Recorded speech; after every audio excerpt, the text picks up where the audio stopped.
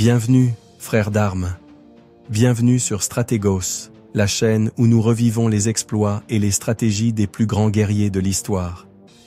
Aujourd'hui, nous plongeons dans l'univers du redoutable chef des Huns, Attila, connu sous le nom de le Fléau de Dieu. Avec son armée implacable, Attila sema la terreur dans tout l'Empire romain, laissant une empreinte qui marqua le destin de l'Europe. Avant de commencer ce voyage épique à travers sa vie, n'oublie pas de laisser un like, de commenter, de partager la vidéo et de t'abonner à Stratégos pour ne rien manquer de nos récits de guerre et de leadership. C'est parti. Première partie. L'ascension au pouvoir après la mort de Rugila. L'année 406 après J.C. fut un moment crucial dans l'histoire du monde antique. Dans les immenses steppes d'Asie centrale, naquit un enfant qui allait changer le cours des événements. Attila. Son père, Mandiuch, était l'un des chefs les plus importants des Huns, une tribu nomade qui s'étendait rapidement en Europe et en Asie avec détermination. Les Huns étaient un peuple nomade, adaptatif et rusé. Leur origine est controversée, mais il ne fait aucun doute qu'ils furent un peuple guerrier, connu pour son habileté au combat et sa capacité à se déplacer avec agilité à travers les terres. Avant l'arrivée d'Attila sur la scène politique, les Huns avaient déjà un long historique de conflits avec l'Empire romain. En 376 après J.C., alliés à d'autres peuples germaniques comme les Greutunges et les Macrons, ils traversèrent le Danube et s'installèrent en territoire romain. Pour Attila et son frère Bleda, ces conflits n'étaient pas de simples chiffres sur une carte ou des dates dans un calendrier. Ils furent témoins directs de la brutalité des guerres, des échecs et des victoires de leur peuple contre l'Empire romain. Le jeune Attila et son frère Bleda ne furent pas élevés dans le luxe. Leur enfance et leur adolescence furent marquées par la rudesse de la vie nomade et les combats incessants. C'est sous la tutelle du chef Hun Rugila que les deux frères reçurent leur formation militaire et politique. Rugila était un maître de la guerre et n'hésita pas à partager son savoir avec les jeunes Attila et Bleda. Il les forma à l'art du combat, leur apprit à lire les terres et à diriger des troupes. L'année 434 après J.C. marqua un tournant dans l'histoire des Huns. Ce fut alors que Rugila, le mentor et chef qui avait guidé les Huns pendant des années, mourut. Sa mort laissa un vide au sein de son armée et ouvrit une opportunité pour d'autres de prendre le pouvoir. Attila et Bleda, les plus proches parents de Rugila, devinrent les nouveaux chefs des Huns. Le partage du pouvoir entre les deux frères engendra rapidement des tensions. Tandis que Bleda se concentrait sur l'administration du royaume, Attila montrait un intérêt bien plus marqué pour la guerre et l'expansion. La mort de Bleda en 445 marqua le moment où Attila devint le chef absolu des Huns. Sa vision militaire et sa détermination firent de lui un guerrier redoutable, le préparant à affronter les Romains et d'autres peuples germaniques. Deuxième partie, l'expansion de l'Empire Hun. Attila accéda au pouvoir à un moment crucial pour les Huns. Après des années de guerres internes et de luttes pour le contrôle, il émergea comme le Khagan, le chef suprême d'un peuple en quête d'expansion et de puissance. Mais il ne comptait pas se contenter d'être un simple roi tribal. Il voulait faire des Huns une puissance impériale, capable d'imposer sa volonté à tous les peuples se dressant sur son chemin. Attila comprenait les forces et les faiblesses de l'Empire romain d'Occident. Rome, autrefois un géant indomptable, était désormais en déclin. Ses légions étaient démoralisées, son économie épuisée et ses frontières vulnérables aux assauts des tribus barbares. Attila vit en cela une opportunité et ne tarda pas à l'exploiter. Au début du VIe siècle après J.C., Attila porta son regard sur les riches terres de la Gaule, aujourd'hui connues sous le nom de France. Ses troupes, composées de Huns et d'alliés germaniques, avancèrent avec une férocité sans précédent. Les cités romaines qui résistèrent furent pillées et réduites en cendres. Metz, Orléans. Aucun de ces lieux ne fut épargné. La brutalité des troupes d'Attila fut si terrible que Rome elle-même trembla pour sa survie. Mais tout ne se résumait pas à des batailles sanglantes. Attila était un stratège brillant, capable de combiner force brute et ruse politique. Parfois, il négociait avec les Romains pour éviter des conflits directs, acceptant des tribus et des terres en échange du retrait de ses troupes. Mais ces trêves n'étaient jamais définitives. Attila ne les considérait que comme des pauses avant de lancer une nouvelle offensive. L'un des moments les plus décisifs de la carrière d'Attila eut lieu en 451, lorsque son armée affronta une coalition romano-germanique au champ catalonique, près de la rivière Somme. Rome, alliée aux Wisigoths et à d'autres peuples germaniques, avait décidé qu'elle ne pouvait plus tolérer les incursions des Huns. La bataille fut épique. D'un côté, les Huns, avec leur audace légendaire et leurs tactiques imprévisibles. De l'autre, une alliance fragile entre Romains et Germains, peinant à se coordonner pour repousser l'ennemi. Selon les chroniques, les troupes d'Attila faillirent briser la ligne romaine, mais une contre-attaque décisive menée par le roi wisigothe Théodoric arrêta leur avancée. Le résultat fut une victoire tactique pour Rome et ses alliés, mais pas un triomphe éclatant. Attila battit en retraite, sauvant ce qui restait de son armée, et fit demi-tour vers l'est. Mais cette bataille prouva une chose essentielle. Attila était un ennemi redoutable, capable d'affronter les forces combinées de Rome et des peuples germaniques. Bien que la bataille des champs cataloniques ait momentanément ralenti l'avancée d'Attila, celui-ci ne se laissa pas décourager. Il savait que Rome était une forteresse fragile et que les tribus germaniques étaient une pièce maîtresse de son jeu politique. Pendant des années, il alterna entre alliances et conflits avec certaines tribus, cherchant toujours à étendre son influence. Les Wisigoths, les Ostrogoths et les Vandales furent témoins de l'habileté d'Attila à manipuler les alliances. Parfois, il les utilisait comme alliés dans ses campagnes. D'autres fois, il les attaquait sans pitié s'ils osaient se rebeller contre son autorité. Son objectif était clair, soumettre tous ces peuples et les transformer en vassaux de l'Empire hun. Pendant que Rome tentait de se reconstruire après la bataille, Attila ne relâcha pas la pression. En 452, il lança une nouvelle invasion vers l'Italie, pillant des villes comme Aquilée et Padoue. Ses troupes ne laissèrent rien derrière elles, semant la terreur parmi la population civile.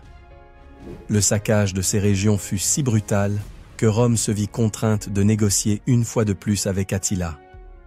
Lors d'une rencontre en face à face sur les rives du Mincio, l'empereur Valentinien III envoya le consul Flavius Aetius et l'évêque de Ravenne pour parlementer avec le roi hun. Finalement, un accord fut trouvé.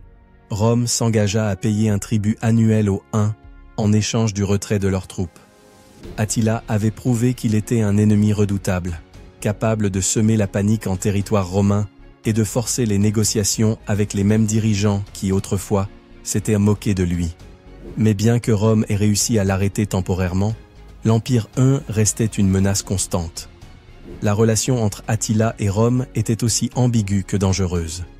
Certaines années, ils étaient alliés, d'autres, des ennemis mortels. Mais une chose était sûre, Attila ne comptait pas s'arrêter avant d'avoir fait de son empire une puissance dominante en Europe.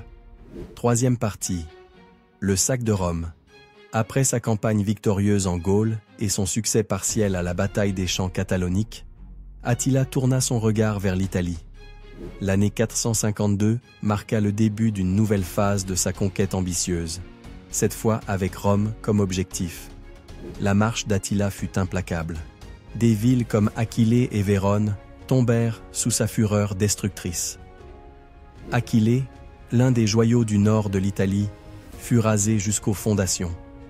Ses habitants furent réduits en esclavage ou massacrés, tandis que ses richesses furent pillées sans pitié. Alors que les flammes d'Aquilée et de Vérone continuaient de brûler, la peur s'empara de Rome. La capitale impériale, bien que loin du front, ne pouvait ignorer les échos de la dévastation causée par Attila. Les rues étaient envahies par l'anxiété. Les citoyens se demandaient si Rome serait la prochaine à tomber. La réputation d'Attila comme « le fléau de Dieu » ne faisait qu'amplifier la panique. Dans ce climat d'incertitude, une figure inattendue fit son apparition, le pape Léon Ier. Avec courage, il se présenta devant Attila pour agir en médiateur entre le chef hun et l'Empire romain. L'histoire raconte que le pape Léon réussit à convaincre Attila d'abandonner l'Italie. Mais son intervention fut-elle vraiment décisive? Certains historiens suggèrent qu'Attila avait déjà prévu de se retirer en raison de troubles internes dans son empire et de difficultés logistiques. Quoi qu'il en soit, le pape Léon Ier émergea comme un héros, aussi bien pour Rome que pour la chrétienté. Son acte de bravoure renforça non seulement son autorité spirituelle, mais établit également un précédent en matière de diplomatie romaine. Alors qu'Attila se retirait vers ses territoires, l'Italie poussait un soupir de soulagement, bien que les cicatrices de l'invasion fussent profondes et durables. En 453, Attila retourna dans son empire, laissant derrière lui une Italie en ruine. Les tensions internes et le manque de ressources influencèrent probablement sa décision de ne pas poursuivre l'invasion de Rome. Bien que son héritage en tant que conquérant fût indiscutable, Attila faisait face à des défis au sein même de son royaume. Ses exploits et ses batailles marquèrent l'histoire, mais ils laissèrent également un empire traversé de tensions qui ne tardèrent pas à éclater. Quatrième partie. Le déclin de l'Empire 1 et la mort d'Attila. Après s'être retiré d'Italie en 453, Attila retourna dans ses territoires avec une réputation incontestable de conquérant. Cependant, l'Empire 1 commençait à montrer des signes de faiblesse. Les tribus qui avaient été soumises sous son règne commencèrent à se rebeller, profitant de la moindre faille dans son autorité. Les disputes internes sur le leadership et la succession devinrent de plus en plus fréquentes. Attila faisait face non seulement à des défis extérieurs, mais aussi à des tensions internes. Son empire, vaste et étendu, devenait difficile à contrôler. Les tensions entre ses généraux et la rivalité croissante entre ses fils sur la question de sa succession affaiblissaient sa position. Le maintien du pouvoir nécessitait une vigilance constante, et Attila se trouvait au cœur d'un tourbillon de conspirations et de conflits. En 453, alors qu'Attila célébrait un mariage avec une jeune noble Une, un événement survint, bouleversant le cours de l'histoire. Sa mort fut soudaine et mystérieuse. Certains racontent qu'il fut assassiné, victime d'un empoisonnement ou d'une trahison. D'autres suggèrent qu'il mourut naturellement, des suites d'une hémorragie interne provoquée par un excès d'alcool. Quelle que soit la vérité, sa disparition laissa un vide immense dans l'Empire Hun. Sans Attila à sa tête, les tensions internes qui couvaient depuis longtemps éclatèrent au grand jour. Ses fils et ses généraux se livrèrent une lutte violente pour le pouvoir, tandis que de nouvelles tribus profitaient de l'instabilité pour envahir les terres Hunes. En quelques années, l'Empire Hun s'effondra. Ses anciennes victimes et alliés se vengèrent de son règne oppressif. Les Huns, jadis une force militaire redoutable, devinrent un peuple errant, dispersé à travers l'Europe. Avec la disparition de l'Empire Hun, l'Europe entra dans un nouvel ordre politique et militaire. Attila, le fléau de Dieu, devint une légende, un rappel des temps tumultueux qui avaient marqué son époque. Attila mourut à l'apogée de son pouvoir, mais son héritage perdura.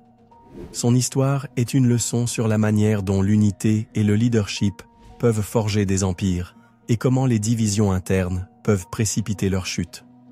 Cinquième partie. L'héritage d'Attila.